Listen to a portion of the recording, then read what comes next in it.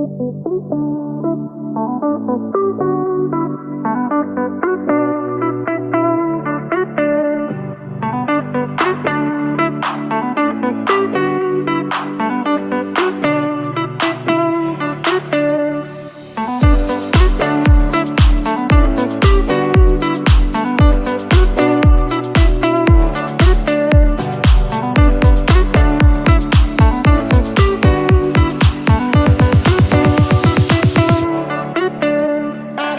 Fox in the box on the final whistle.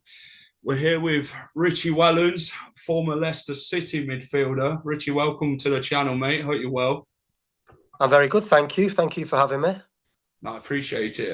Richie, what are you up to these days? I mean, Leyton Orient, you're the manager of currently. Talk to me about your time as a manager compared to a player.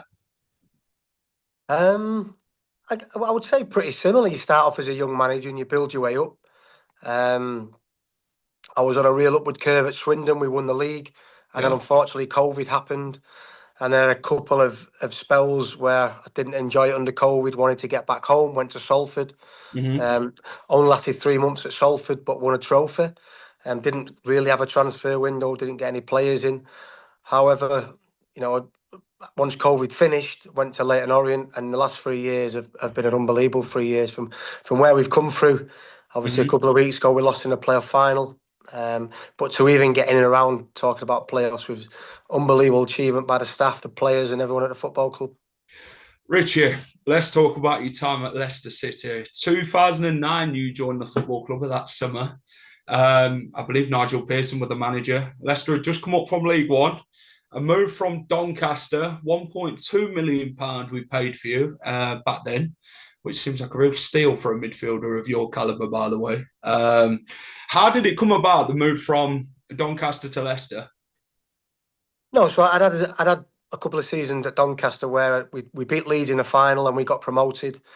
And then that year in the Championship is when I really played well. We had a really good team. We didn't have a centre forward, so we was in a lot of games were very close, and some of them went against us. We finished mid-table, which for Doncaster was a good achievement. Yeah. But I felt I had a season where, you know, I thought it was going to clubs would come in for me. Crystal Palace came in, Southampton came in, but Leicester had just come up, and I actually watched I remember Steve Howard's header. I think it was against Leeds. when they cover assist. Exactly. Yeah. So you know, I looked at the stadium, I looked at the atmosphere and the potential of the club, and I thought, you know what, that's where I want to go. And then Jerry Taggart, who was doing the scouting along with obviously Steve Walsh, my agent spoke to Nigel and Steve Walsh, and Leicester is where I wanted to go. Made your debut against Swansea City in 2009. Danny Ngesson scored in that game. Martin Waghorn, who was a very young lad back then. Who did you sort of love to work with first? I mean, when you got to Leicester, there was obviously a good selection of players. Who took your eye first with you knew it was going to be a real good partnership from the off? Yeah, I think initially I didn't think we was a real technical team. I didn't think we was an exciting team. Yeah. But we had a load of really good, solid professionals. Wayne Brown at the back, Jack Hobbs had a good season before. Bruno Berner at left back, real good solid players. Steve Howard up front. Yeah. The two that I most enjoyed, well, I enjoyed working with Kingy, but he frustrated me as well, because Kingy was a brilliant player at making a box, and he was probably the best finisher at the club at the time. So then I had to adapt my game, because I knew he was really good at that. I usually wanted to get, you know, in pockets ahead of the ball and get the ball in a half turn. But I knew that we played 4-4-2, and when Kingy went, then I had to sit. Nigel was very clever. He played Matt Oakley right wing, and he would tuck inside and give a little bit of cover for Kingy when he ran forward. And also the one that had that little bit of star quality was Matty Fryatt. Yeah. He knew I got a lot of eye contact. I got a relationship with him really quickly, and when he made that eye contact and he made the run, you know, he was pretty easy to find. Richie, I mean, you look at Leicester's season that season, finished 5th in the playoffs, played against Cardiff City. I mean, misery was about to come Leicester's way in that second leg, by the way. And talk to me about the playoffs. I mean, heartbreak for Leicester. we managed to overcome that 1-0 deficit, which Whittingham scored that free kick. Talk to me the feeling of the second leg to go to Cardiff. I think Cardiff made it, was it 2-0 with Michael Chopra? Leicester did pull the goal back with Fryer, and King scored in that game as well. I think we ended up winning, was it 3-2? Yeah, it was 3-1 up, and then they scored a penalty late on. Yeah. Some of the damage was done in the first leg. We weren't great in the first leg, and the goal. You know that Whittingham tries that little free kick, so we should have done better there. I think when we was about to kick off in the away ground, the atmosphere was electric. Yeah. And for the first 15 minutes, they put it on us. There was a front foot. It was aggressive, but then you know what? We had loads and loads of character, loads and loads of spirit to come back then and win and be leading 3-1. The biggest unfortunate thing about that was their first year that the away goals didn't count double. It went back to being normal. So usually it would have been okay, and we would have gone through at the end of the game. And also that Howard Webb, who is now the chief of referees, he had to give a penalty where when Alex Bruce brought Chopper down and Chopper was offside. So we probably should have gone through on the 90 minutes. Yeah. Extra time again. You run on heart, you run on spirit. You do. Both teams could have nicked one. And penalties at the end of the day is a lottery. I thought overall we probably deserved it. But in the manner that we went out, obviously it was heartbreaking for everyone involved. Talk to me about that penalty. What's going through your mind? No, I mean, Birmingham chips here. Do you know what the maddest thing is? The last home game of the season, we had a penalty against Middlesbrough. And you took it. And I took it because I was moaning at all. I was moaning at King, I was moaning at a couple of others. Well, listen, I've had to sit back all season, and watch you go and play forward and like be the glue just to try and connect things and be more disciplined. So let me have this penalty. And I actually dinked it down the middle. And I always think now, thinking back, did Jan watch that and think, well, I'm going to do that? But if you watch Jan in training, Jan was a good player. He didn't quite work out for him at Leicester, but he had a good career after that. Jan was all about power. He was so powerful when he shot. I remember one of the lads one time, he blocked a shot and the imprint of the ball was still in the leg about 5 or 6 days after. He was all about power. So for him to do that, listen, at the end of the day, he chose to do that. And if he scores, you look at someone like Zidane who done it in a World Cup final, everyone says it's cool and it's this, that, the other. The fact that it didn't go in, you obviously open yourself up. So it was disappointing. More disappointed for Waggy because he'd had a good season. It was his first season, And obviously he missed the one that was ultimately the one that made us not go through, and he was heartbroken. What was it like in the dressing room? I actually had a drug test straight after, so for the first 20-25 minutes, I wasn't with the team. I then went in the dressing room, and Milan Mandaric was just giving a speech. We had an idea that the club was going to change hands pretty soon. Yeah. We then got back and we had a late night, obviously getting back, and said goodbye to Nigel. Obviously, we go away and looking forward to next season. Can we build on? Because when you get promoted from League One to finish 5th and get to where it was a really, really good achievement. Can you build on that and go the next step? And then obviously, we realised the next couple of weeks that Nigel had left, which was a huge disappointment for everyone. Talk to me about the new owners. Top Vishai took over the club from Milan Mandaric. Did wonders for the football club when they obviously came in. They dreamed big. They got big in the end with the Premier League title win, which I wish you'd probably have been a part of at that time if you'd stayed at the club a lot more longer. You could have had a Premier League medal. Talk to me about the owners themselves. I mean, what kind of people was they, Richie, on a personal basis? Yeah, class. Because the moment they came in, they put expectations on everybody, and they said that we want this in a certain amount of time, and then we want this in a certain amount of time, and we're going. But off the back of that, they went, okay, this needs improving. Straight away, the training ground was ripped down. Everything was improved. So you start to take notice. I've been involved, in my first management job. Oldham got took over by foreign owners, and it was like, yes, we're going to do this. The players got all excited, and not one thing happened. In fact, it went the other way, where things got a lot worse. And then as a player, you start to think in a negative way. But straight away, we saw that the owners were real. They were putting money. What he started doing as well was going into the local community and doing a lot of community work. So you realise that it was very, very serious. And then we started signing players. We got Paulo Sousa in. Paulo was an unbelievable coach, but I just don't think it worked out for him. Maybe he wasn't given enough time. Yeah. But it didn't work out for him. It was over very, very quickly. And then Sven coming. The players that we signed was obviously big players, a lot of international players, some of them on really big wages. But straight away, the owners set a precedent about, okay, what needs improving? We're ready to invest and improve it. What was it like under Paulo Sousa?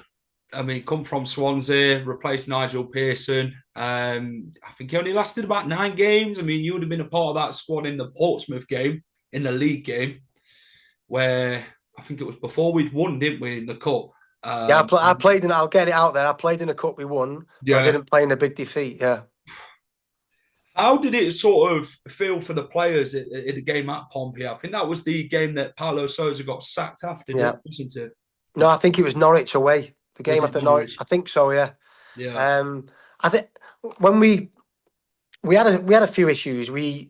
We went on pre-season very, very quickly, and we started doing 11v11s on the second or third day. And on the second or third day in the afternoon, we was doing set plays. But that's not really what you do. When you go back to pre-season, you want to get fit. You want to get a feel for the ball. And I think after about 7 days of being back in pre-season, we played a Polish team called, I think it was Lech Poznan, and they was playing the UEFA Cup. So they was like 4 or 5 weeks in, and they're ready to start their season. And we got beat. We got beat heavily. And Paulo was like, "Listen, lads, that wasn't good enough. If anybody wants to leave, come and see me." He was like, "Wow, that's very, very, very early." And there was a lot of comparisons. You know, the Swansea team did it this way, the Swansea team did it that way. When we was actually saying, "Well, hang on a minute, Swansea played really, really good football, but we finished well above Swansea in terms of points total. You know, we have our own qualities. We had certain players that, you know, we had Chris Wheel in net, we had a couple of others. Not that he didn't enjoy playing out from the back, it just wasn't their strength." So I think Paulo needed time to get his ideas across, get his own players in. But from going from a real, listen, Paulo's gone on to do great things as a manager since then, and it's probably a good learning curve for him. But as a coach, outstanding. As a man management, I've got to say at that time, he wasn't great. He didn't have the players didn't really have a connection with him. He didn't have a feel for him. I think ultimately that was probably his downfall.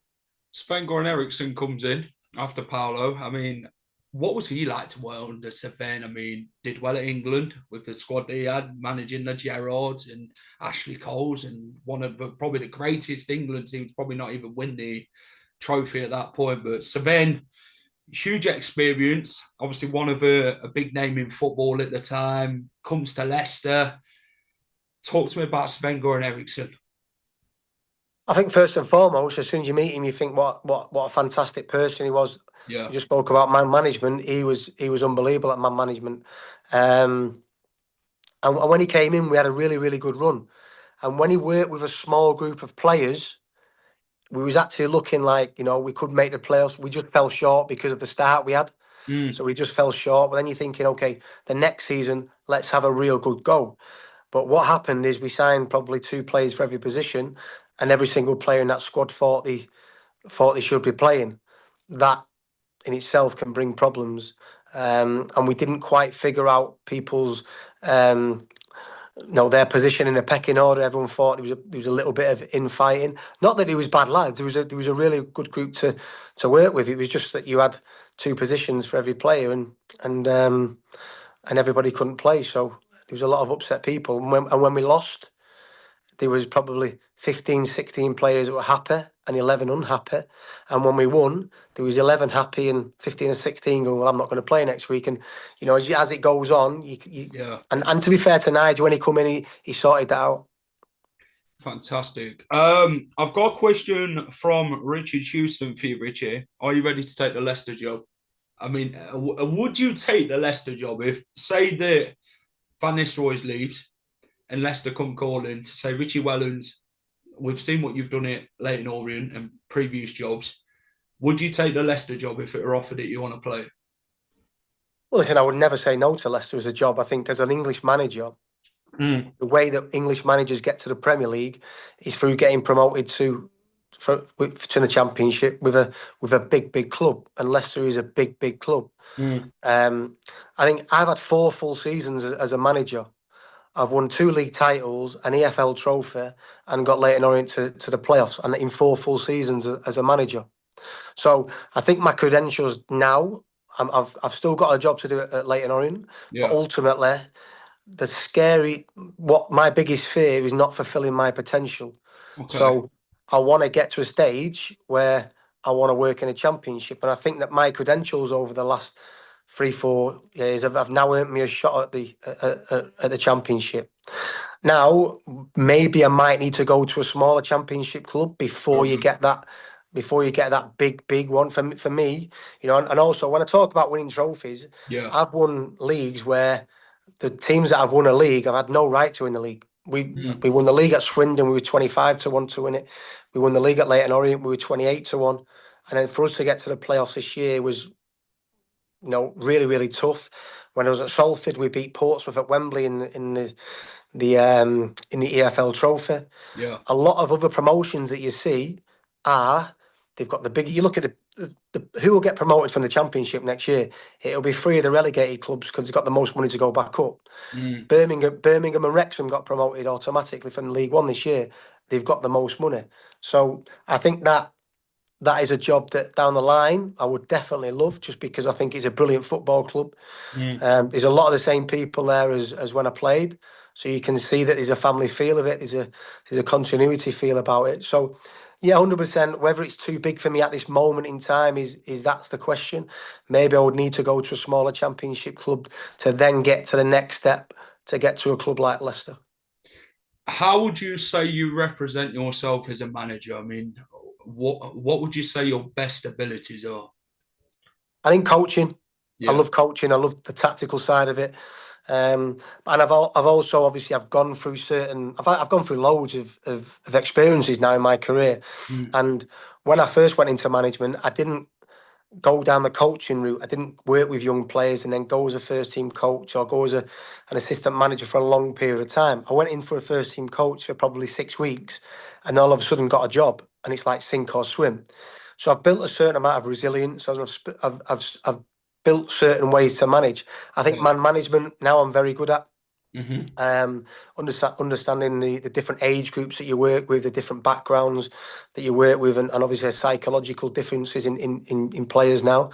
But I've also got miles better over the last 3 years at working sideways and upwards. So I'm very, very comfortable now in board meetings, in meetings with chairmen or CEOs or technical directors. So again, one of the best managers I work for, and you're probably going to ask me that, is Nigel Pearson. Now, I work with managers that had individual qualities that were better than Nigel, but Nigel was the best rounded one. So you look at Sven. Sven was a brilliant man management. I worked for Sean O'Driscoll, who was tactician, very, very good. We talk about coaching with Paulo Sousa, and I had others. And some of them had different aspects that were better than Nigel. But as an all-round manager, coach, father figure, psychologist, all these things that you need to be, I think that Nigel was the best one because he's well-rounded. I think you need to do that. What was Pearson like? Really, I know people say that he's very strong-minded. He doesn't care what he says or what he does, to be honest. He was not very much the media's best friend, to be honest, if you've watched Ostrich Gate and everything like that with Nigel. What was he like to really work under Richie as a manager? Could he have that very much strict side about him when he did want business doing? Oh, no, absolutely. I think you need that. There's a line that's when you cross it, he can be very stern. He can be very stubborn. But I think he always made, every morning, he would walk around the players as they were warming up. He'd ask how's things, how's your family? He made you feel, and the biggest thing for me, he treated you like a man. He treated me like a man. And like I say, the way that he played, I never went onto a pitch thinking, by the way, it wasn't rocket science the way that he was playing. So now that the game's changed, he's more coaching, he's more philosophies, he's different systems, and it's got a lot more complex in the way that teams play and the way that managers and coaches have to work things out. But I never played for Nigel, and I ever thought that I don't know what he wants from me today. So he was very clear. He knew what he wanted.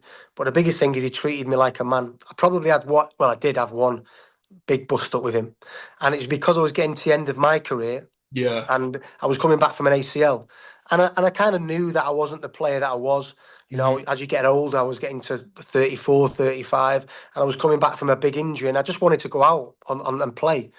And at first, he wanted me to stay in around the building because he wanted me to, you know, he thought I was good in the dressing room and good with the players. So he wanted me to stay around. I ended up going on loan to Ipswich to try and get fit. And I got to a stage where I felt, okay, I'm getting a lot fit and I'm starting to feel my old self again. And then when I came back, he didn't put me back in the team, which was fine. The team was doing well. Yeah. But then I wanted to go back on loan or a permanent, and he didn't allow that to happen. So for probably 10, 12 weeks on the bounce, I was sub, which when you're 20, 21, you can accept because you're learning the game, you know. But when I knew that I had a certain period of time left and that time was getting really, really small, it did frustrate me, and we did have a bit of a bust up, yeah. But again, I'm still friends now. We text each other every now and then. I text him to see how he is, Yeah. and like I said, he treats you like a man. He's a proper bloke. Yeah, I remember when I spoke to him, and I said, "What's it like, Nigel, being a manager?" He said, "It's pressure." He said, "I love away from football because you can have family time and everything like that. There's just no stress, just clear your head and everything." He said, "When you're a football manager," he said, "you got the media and everything like that." And he laughed about it because he said, "I've said probably many things in the media, which obviously the telly pick up, don't they, and everything like that, but."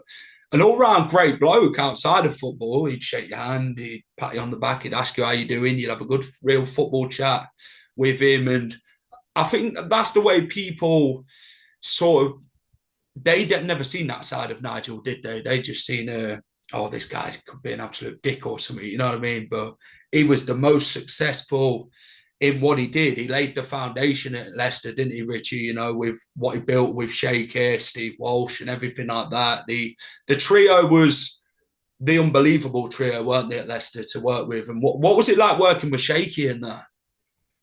Well, Shaky was a really good foil for Nigel. Everybody says that Nigel's this, that. Nigel's actually really calm, really good company away from, but managers have to sometimes put a persona on. And what you see on the sideline or on a screen or whatever it may be is not the true reflection of what they are as people or as characters. But Shaky, on the other hand, I mean, Shaky was just smiley. You know, he was obviously a very, very good coach. He went on to coach England, but one of the best guys you can ever meet. And I think sometimes when you get a manager and assistant, they need to counteract each other. And I think them two were a perfect foil. I agree. Let's talk about appearances. You made 149 appearances for Leicester City. Not far off the 150th mark. I had to double check this, by the way, because some were saying 147, one said 146, so I had to go to Leicester City and have a look at this one. But let's talk about your goals. I mean, you didn't score many, but you scored some very good goals. That's because of Andy King. I'm telling you. We'll blame King. He goes and scores, gets all the glory. I don't get any goals. No, but he was better than me. He could strike a ball, Andy King. I mean, I think his first goal were against Southampton, obviously, one that you'd scored against as well. Let's talk about the first goal, Middlesbrough, 2010, the penalty. Obviously, you have discussed it quite briefly, but talk to me about how you sort of feel to score your first Leicester City goal. It was honestly, I had a season where I got told to stay here, stand here, do this, hold the middle of the pitch, and I just said, let me take this penalty. I deserve it. Come on, I've given you lads a lot this year, and I just thought, you know what, I'm going to enjoy it. I think it was probably 10 minutes ago we 1-0 up, so I thought I'd think it down the middle. Luckily for me, the keeper dived, unlike David Marshall for Jan Kermigan, and thankfully it went in. Let's talk about some of the goals then. So you've scored 6. One was against Macclesfield in the Cup, I believe, Norwich, Leeds, Southampton, Doncaster, and Middlesbrough. Let's talk about 2 of the goals. 2 of my favourite goals of Richie Wellens, which we'll start with Doncaster, your former club. You get the ball on the halfway line. they think you'd pass the ball on Richie, by the way, the players would. But Richie Wellens, oh no, goes and strikes it bottom corner. How did it feel? Because people didn't believe you'd actually have that in your locker. Do you get what I mean? You was more of a competitive midfielder, a real battling, worked hard midfielder. But then you see a different side of Richie Wellens as a Leicester fan and the goals. Talk to me about the one for Doncaster from distance. Yeah, I mean, because it was against my old club, we started the game really slowly. It was 1-0 down. Yeah, pretty sharp, was it? We come back to win 5-1. So we played really well that day. And I actually remember we had the Christmas do after it. So we needed to put a performance in, otherwise the Christmas do might have got cancelled. But no, struck it well, kept it low. I think it went through one of the defenders' legs, which was hard for the goalkeeper. But yeah, it went in, and people, a lot of ex-players don't celebrate against their old team, but I don't get many, so I celebrated, but it wasn't in front of Doncaster fans. I run to the Leicester fans and tried to enjoy it. Your last goal for Leicester was against Southampton. Obviously, the Southampton side, I believe they was unbeaten at that point. Good team, very good team, very good team. Talk to me about that goal. That was more like I think it was Jeff Schlupp that just laid it inside, perfect weight. And when someone puts a perfect weight on it, it allows you to strike it first time and just curled it into the top corner. I think it was. What more do you need me to say? That was one of your best goals I thought against Southampton. Do you know I only scored one headed goal in my career? Was that against Norwich? That was against Norwich, yeah. Yeah, I remember it well. I actually closed my eyes and somehow it ended up in the net. Norwich were a good side back then, though, weren't they? I think Norwich and Southampton went up that year. Yeah, did they have Paul Lambert? I think they did, yeah. Grant Holt up front, was it? Grant Holt, Wes Houlihan. Very good. Yeah, that's good. That Southampton team, though, was a really, really good team. Yeah. I think they did was it the double? They went, League One champ, yeah. That's crazy, but no, Richie Wellens stops all that and then scores an absolute bloody beauty into the corner. But Richie, let's talk about player of the season. You won it once, 2010-2011 season. Obviously, a lot of players would have gone for that at the time. How did it feel winning player of the season at Leicester? Well, it was brilliant because obviously we had a lot of good players. And at the end of the season, I actually nearly left. I nearly went. Birmingham was in the Premier League, and I nearly went to sign for Birmingham, but Sven got me in and offered me a new contract, and I stayed. But I think the offers that came was off the back of that player of the season. I love that season. I thought that was a season where we're going to kick on after this, but that's when the summer of madness came and loads of new players came in. But yeah, I love that season. I thought a lot of the times I went on a football pitch and went out and done what I was asked to do. Left the club in 2013. I think you had was it an injury, was it? Why you ended up moving by mutual consent? Yeah, ACL. Obviously, the ACL is not a great one to have. If you get it at 21, it's tough. But when I got it at my age, it was tough. Yeah, injuries like that these days in football, there's been many of them where you look at some of Leicester's players, Ricardo, James Justin, very good players. And then as soon as they get out one injury, they don't really come back from it these days, do they, Rich? Yeah, I think when they come back, the knee's stable, the knee's strong. Yeah. But I think it's your calf, hamstring. I mean, my legs when I was younger was because I was short. I was quite stocky, so I had good quads, good calf. Maybe not so good calves. My calves are a little bit skinny, but decent hamstrings, decent quads. But even now, they've never got to the same size. So I think you don't have the same power, you don't have the same explosiveness. Some people are really, really lucky. You look at someone like a Roy Keane, Alan Shearer, they had ACLs, but they come back and actually even better than when they left. But I think it comes down to, I think when I had mine at my age, I knew that I was probably in a downward spiral then. Who was the best club you said you would say you played for? Yeah, Leicester would. Well, I obviously played at Manchester United for 4 years as a professional, and that was my boyhood club. I was there from 96 to 2000. I was there training with some unbelievable players, and to be involved at the club at that time when they won the treble in 99 was, that was something that and when you actually go back, you don't appreciate it at the time, but when you look back and you think, but some of the players were scary, scary players. But I think in terms of the clubs that I've played a lot of games for, Leicester was definitely the biggest club. How good was Kyle Norton? Weird enough, I've just arrived in Dubai. Yeah. And I was in Ibiza literally 2 days ago, and Kyle Norton was sat next to me. Kyle Norton was a brilliant footballer. The fact that I think he's 36 now. He's just retired. Yeah, Kyle was. So Tottenham signed him and Kyle Walker as a double deal, and then when he went to Tottenham, then we loaned him from Tottenham. Yeah, excellent player, excellent young player. Top 5 best moments at Leicester. I mean, it doesn't just have to be goals. It could be other moments in your career at Leicester. Obviously, you spent about 4 years at Leicester. Yeah, 4 or 5 years. In them time, then, what would you say your 5 best moments are in a Leicester City? I think it's really difficult because you've just put me on the spot. I think we played a couple of games against Forest at home and give them good beatings. Fantastic. Really good beatings. Yeah. We had a couple of good wins against Derby and obviously the local rivalry. So they would be up there.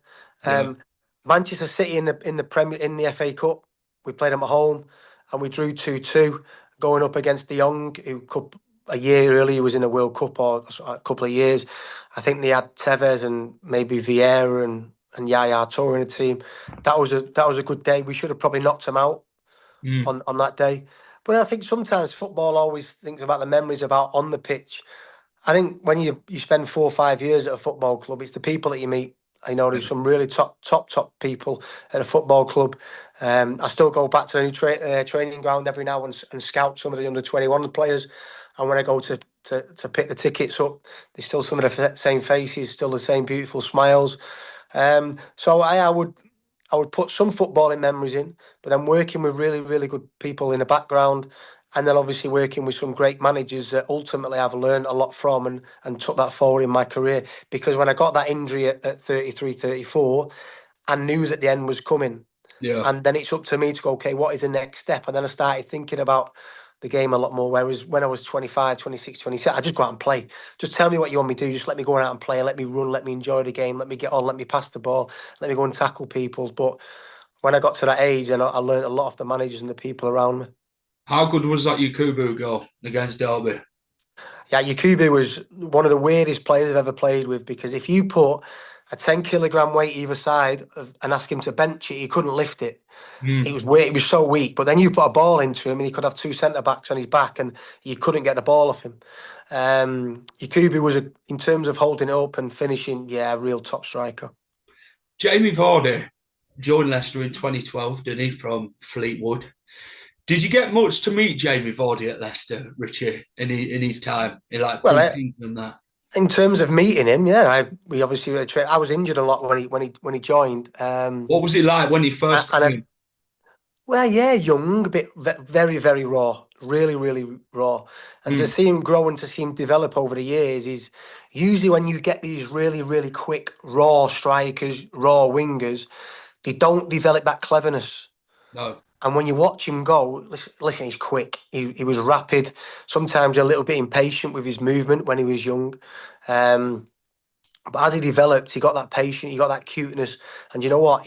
What is really, really underrated is his finishing. His finishing was fantastic.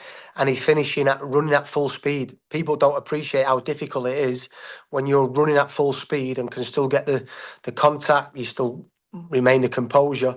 And I think he's gone on to be, for me, he's Leicester's best ever player. To score 100 goals in the Premier League is fantastic. And I have to admit, if you would have told me that, years ago, I would have said, listen, he's sharp, he's bright, and he's got a chance. He had a chance. But then fair play to the coaching staff to get it all together. But then at the end of the day, fair play to Vardy to understand what his weaknesses were, work on his game, be more professional. I think that was a big thing when he first come. I don't think he was the most professional. And then when he got more professional and started to learn the game, he for me, he's up there with, you can, listen, he's some elite, top strikers. Like, top 4 or 5. But I think if you're talking about the next bracket of 10, 15, for me, Jamie Vardy would be in that. I agree. I mean, when he signed in 2012, you're thinking, can this kid do something? And I know he'd admitted quite openly that he struggled when he first come. And Nigel Pearson, the father figure that he was, said, "You're not going to go out on loan. You're going to stay here. This is the plan, and this is where we're going to execute it." Nigel Pearson's played that pivotal part of Vardy's career.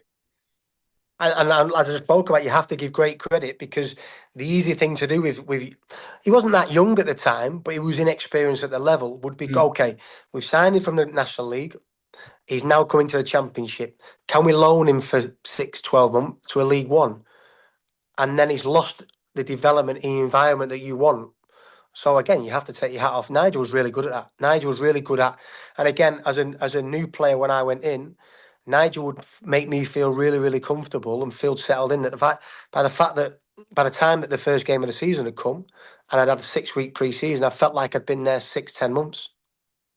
Who would you say your top 5 best players are you've worked with? Worked with as a player or as a manager? I'll tell you what. We'll go with both. Mix it up.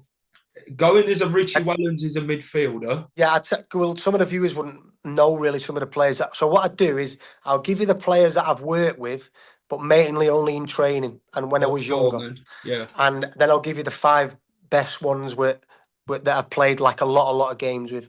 Okay. So for me, in training, Paul Scholes was frightening. Yeah. Absolutely frightening. You couldn't get the ball off him. Ryan Giggs, you couldn't get the ball off him. So slight, so skinny. But his balance, he had bony elbows. He'd elbow you. You couldn't get the ball off him.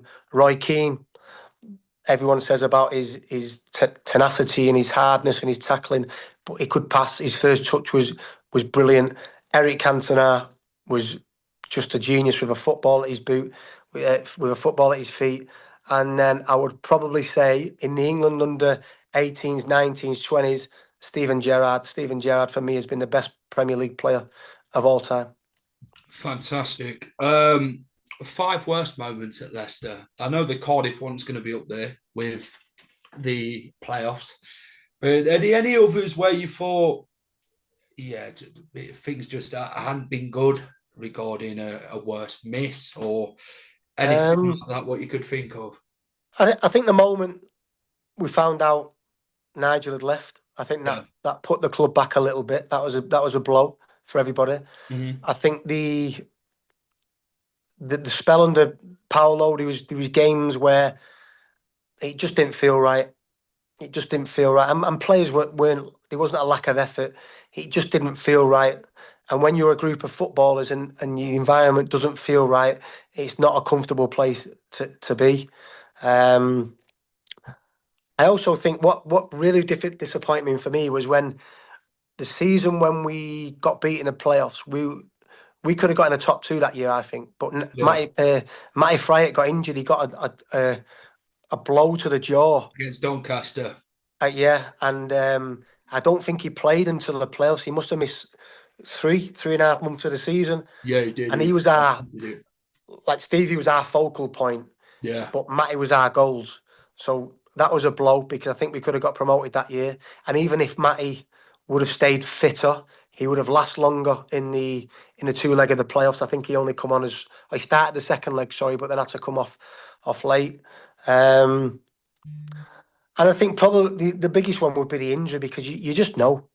You know, I got injured at West Ham at home, and I knew I'd done it. I knew I'd done something bad. I tried to play on for about 5 or 6 minutes after. I just knew that something bad had happened. And then when the rest of the game is going on, I think it happened after about 20 minutes. And I'm looking at my knee, and Dave Rennie's saying, "Listen, you've got an Enfield. It's all right. You're all right." I'm going, "Dave, I don't feel right, mate." Mm-hmm. And then I'm laying on the bed at half time, and 25 minutes later, my knee's swollen up, and okay, it's serious now.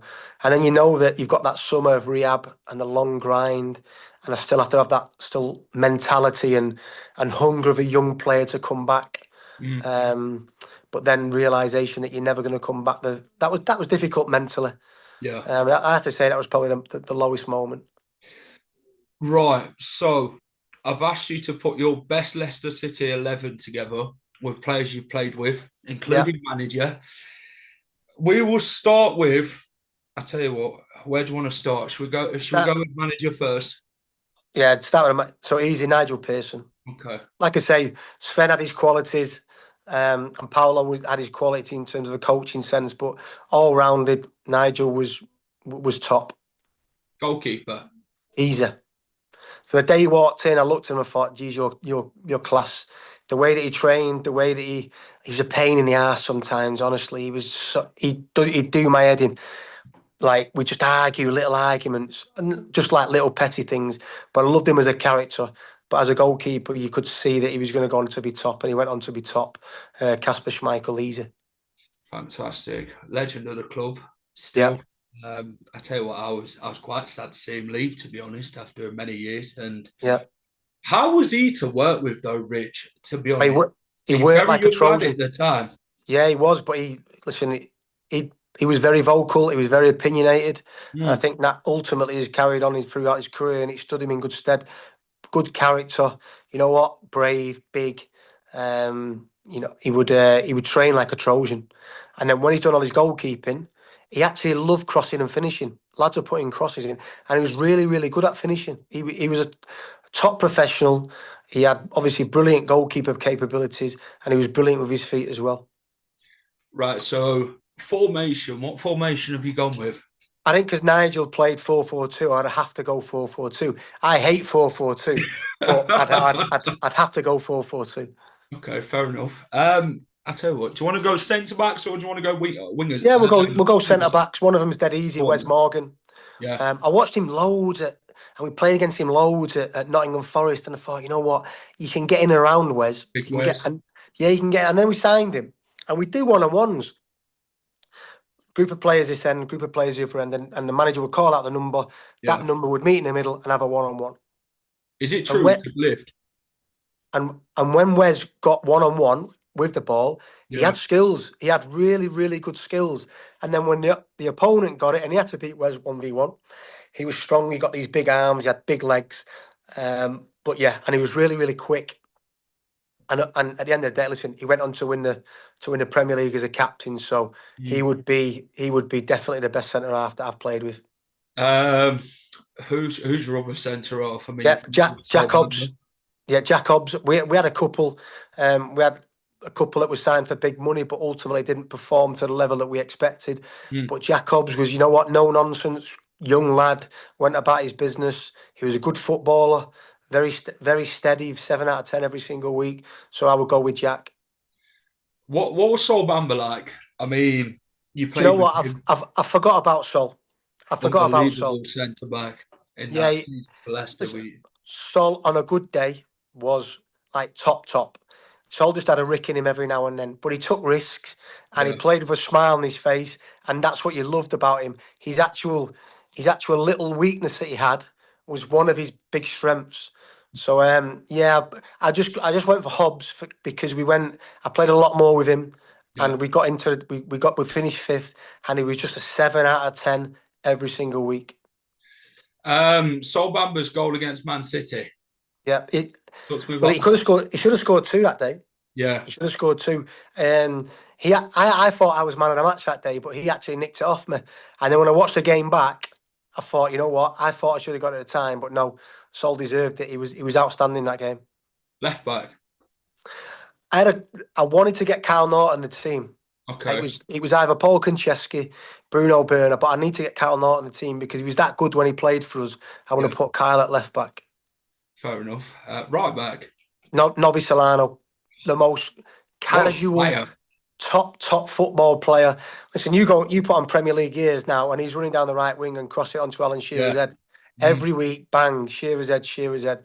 And when Nigel Pearson put him right back, we're like, what? No way. People are going to get at him. People. He was so calm. He knew when he was just a brilliant footy player. We used to love playing two-touch in a training ground every single day. We had this little course set out. So when you get in there early, you do your your strap-ins, you have your breakfast, and before you go into your pre-activation, we just play two-touch. Nobody could beat Son. Nobby. No one could beat him. He was unbelievable, talented, and a brilliant guy as well. Scored that goal at the penalty against Yeah, Cardiff. whipped it. There was no danger in that. Oh, a brilliant guy. Used to walk around. He plays trumpet in the change room. Outstanding guy. Right mid. I'd have to go for Gally because he was a top player. Technically, he was top. And then if I didn't put it in, he'd probably ring me up if he watched it. And why have you not put me in? So I'll put him in. I shared a car with him for a long time. Some of the goals that he scored were like ridiculous, and there's not many. There's not many in the game that have a right foot like his. He was a proper technician. I tell you what, that guy's penalties were unreal when he turned his back on the goalkeeper. Yeah. And we actually had a charity game about probably 6 weeks ago against Ashley Nomad. Yeah. And he was complaining about his calf. He always complained about his calf. He's so soft, honestly. It's unbelievable. But we took the 5 penalties each. And he wasn't one of the one because my calf. So anyway, 6-1 comes up, their guy misses, and then it's on the winner. So all of a sudden his calf's all right now because it's for the winner. And he does his old, turns his back, all the crowd start cheering, and he walks back, he turns, he sprints, he blasts it in. Yeah, but technically very, very good. Scored some great goals for Leicester. I remember the 2 he scored against Crystal Palace, the 2 from distance. Yeah, magnificent. Yeah, that guy was fantastic. I think you would have been there, wouldn't you, Rich, when he'd scored that free kick against Nottingham Forest in the East Midlands derby? Yeah. His celebration as well when the ball landed back out and he booted it up. Yeah, I remember it. Oh, great. Paul Gallagher were a player and off. When we signed him from Blackburn, I think this guy is good. And the way he just strike a ball like no one's business, it just beat the goalkeeper like that. Julian Speroni were a very top keeper at that time. And Paul Gallagher just makes it look easy from distance. And Speroni's like, we can't do it twice, surely. I think the biggest problem we had with Gally is Gally wanted to play right wing but come inside the pitch a lot. And when Kyle Norton played, it was a really good down that right-hand side. But then we just didn't replace him. We didn't get a right back that was technically good enough and that good athleticism to keep running past him. Centre midfield. I mean, Andy King. Yeah. Andy King, definitely, because obviously the goals, he's running in midfield. And then I'll go with Drinky. Drinky has turned into an outstanding footballer. When he was a young kid, you could see his ability, but a little bit shy, but then you could see him grow. Yeah, see him grow, see him develop. And I think the couple of seasons that he had with Vards, the connection that he had, he bulked up physically, he got better, he could dominate duels. And I think that them two would make a really, really good partnership. Surprised you've not put yourself in there. Oh, you didn't give me that option, mate. All right, what I'll do is I'll rip it up and I'll change the system to get me in there. Yeah, no, I'm only joking. I'll tell you what, though, if you had to take Kingy or Drinkwater out to put yourself in, I wouldn't do that because you said to me, name the best 11 you played with. Fair enough. We'll keep it at that. I don't want Kingy. Well, if we had a choice, I'd take Drinky out because me and Drinky would be too similar and Kingy would balance it, either me or Drinky off. Fair enough. Left mid. Lloyd Dyer. Oh. The biggest upper body you've ever seen, but with the skinniest legs. Quick. Rapid. That guy. Rapid. Phenomenal. Again, 7 out of 10. Work rate, endeavour. He would get you a certain amount of goals. He would get you a certain amount of assists. But you knew week in, week out what you're going to get from Lloyd. His work rate was tremendous. A big part of the year when he won the championship. Yeah. I've left Knockout out because Knockout was a good player. But I had more games with Lloydie, so it would be Lloydie. Lloydie is still a fan's favourite to this day. The bloke, the pace, the athleticism. No one were catching Lloyd Dyer. You couldn't even put in a foot race with him. What was he like in training? I'm gathering some of the players would have tried running with Lloyd Dyer to try and beat him in a race. Who even got? I wouldn't say. I would only say that when we signed Richie Delat. Yeah, Richie Delat and Vards would. I mean, if Lloydie sees this, he'd be going, "No, I'm quicker." But they would put him like Richie Delat was a quick, powerful runner, and Vardy is obviously rapid. So I'd like to see them three in a race. Maybe not now because I played that charity game with Lloydie, and you say you never lose it. Lloydie's lost his pace. Has he? Yeah, I'm only joking. Yeah, but like I say, you knew what you were going to get. Knockout could have easily got in it, but. We'll go with Lloyd. Let's go strikers. I mean, this was hard. Some good and some very crap strikers. Yeah, this was hard because obviously we spoke about Matty Fryatt when I first joined, the goals that he scored. And if you look at the players that was at the club, but obviously didn't have their best spell, Chris Wood has just scored 20 goals in the Premier League. Harry Kane is the all-time England goal scorer. If he'd have stayed at Tottenham or he ever comes back to the Premier League, he potentially could be the highest Premier League goal scorer. You've got Yakubu. There was some good strikers, but what I want to do is I want to go with people that I played the most with. So I'll go with Nuge. I thought Nuge was again the little shuffler with his run. Always smiled. But, always smiled. Good, really good character. Got his fair share of goals. I think he would be up there with a record goal scorers ever in the Championship. But worked hard, could get hold of it, could link play, good in the air. She had a lot of attributes. And then even though I didn't play a lot with him because of the injury, I'd have to go Vardy because he's the best player that Leicester have ever had. Took us a while to get going. I remember his first goal. Jamie Vardy's at Torquay. Then he scored his first league goal at Ewood Park against Blackburn. But yeah, Nugent, again, great striker. They did go on and build that partnership though, didn't they, Richie, with Nugent and Vardy in the Championship. I think if you ask Vardy who's the best striker he's worked with, he would definitely say David Nugent. Yeah. They just hit it off like that. And I think it was phenomenal. I think off the pitch as well, they liked each other. Yeah. They was good friends. So I think when strikers are always like that, if you've got a connection with each other and you've got that, I don't know, that off the field partnership as well, I think it can carry on onto the pitch. Life as a manager. Leyton Orient is your club at the minute. Obviously, you've managed Salford, like you've said, Swindon. Did Doncaster, you managed them as well, didn't you? Yeah. Talk to me about your managerial career since obviously retiring.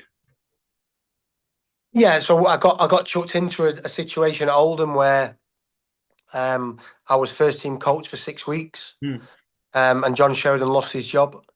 And then I went into a situation where we'd played 11 games, we'd lost 9, won 1, drawn 1. So we're rooted to the bottom of the league. Yeah. So I took over at Oldham. We had 4 points from 11 games. We managed to get 50 points, which is a mid-table average, but we still got relegated, which is a massive learning curve for me. We had a foreign takeover, so I'd experienced that. So in the first 7-8 months of being a manager, I'd experienced so many different. We had no money. We had 12 different embargoes, and players weren't getting paid. All this stuff, and whereas people go, "Oh, it's a circus." I just thought, you know what?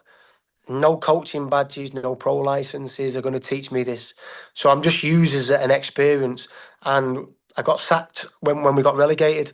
And 6 months later, I went in at Swindon. They was 20th in League Two. And within 15 months, we kept them up very quickly in that season. And within 15 months, we'd won the league with them. We developed young players. We probably finished that season with 7 or 8 players that either went on to play in the Championship or some of them went on to play in the Premier League. So that was really, really good. And when I took over at Swindon, he was averaging 4,000 or 5,000. By the time that was left, we was regularly getting 11, 12, 13,000. So I built the club up.